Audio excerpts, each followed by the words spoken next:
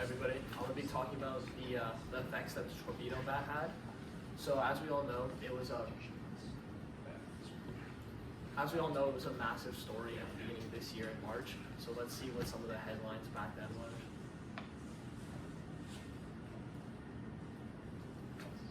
Okay, so why was this such a huge story? This entire media story came after the Yankees set a series home run record with 15 home runs in 3 games, 9 of which came from Yankees using Torpedo bats, and those 9 home runs came in only 34 balls in play. And the Torpedo bat users on the Yankees were Anthony Volpe, Austin Wells, Jazz Chisholm, Tony Bellinger, and Paul Goldschmidt. Now, was this just like a hot streak, or is there actually something to it? Now, the Yankees run probably a hot streak. As we can see, the ratio of balls in play that were home runs for the Yankee Torpedo bat users dropped quite a bit after the first 3 games.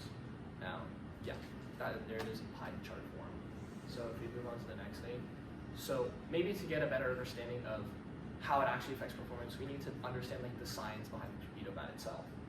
So essentially what it does is the torpedo or bowling pin shape of the bat moves the center of mass further down towards the handle, which also moves the center of percussion, what we know as a sweet spot, further down as well, also slightly increasing its area. Now, if we look at this velocity to point on bat graph, we can see that the Torpedo bat gets its like higher velocities slightly further down the bat while also having a slightly greater maximum velocity. So essentially what I'm going to do to measure how much it affects performance is I'm going to take a sample of players and I'm going to measure their performance before and after adopting the bat. And when I'm looking at these stats, I'm only going to be looking at balls in play, since those are the ones that are being actively affected by the quality of the bat. Now, the stats I'm going to use are batting average for balls in play, slugging for balls in play, barrel percent for balls in play, with I just defined it as a ball with a 95+ mile per hour exit velocity at an 8 to 32 degree launch angle, and the average exit velocity of all balls that were put into play. Now, I did my thing on a 10-player sample only up to July, since there's no actual official tracking of what type of bats players are using. So I had to like find these players using like the very limited like media follow-up, where I was like going into different like at-bats, checking what type of bat they had. And I was also using like broken bat auctions. So if we go to the next slide, like when a player breaks their bat, they like throw it up for auction sometimes. And like in those, they like specify what type of bat it is, so I use that as well.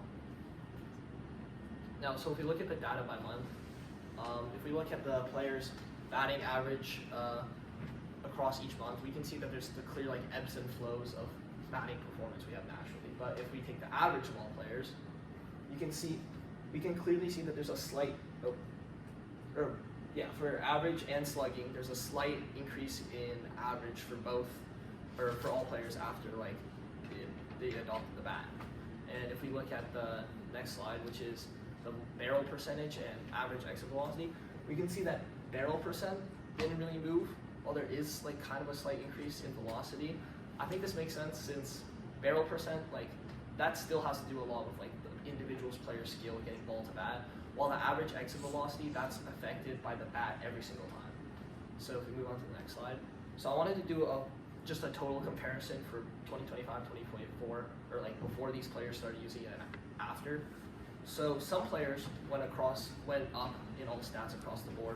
Those players were Kyle Stowers and Jazz Chisholm, while Francisco Lindor, he's the only player that went down in everything. And Cal Riley, who we're going to get into, has a very interesting case. All his like in-play result statistics, so his average and his slugging, went up, while his barrel percentage and his average velocity actually went down.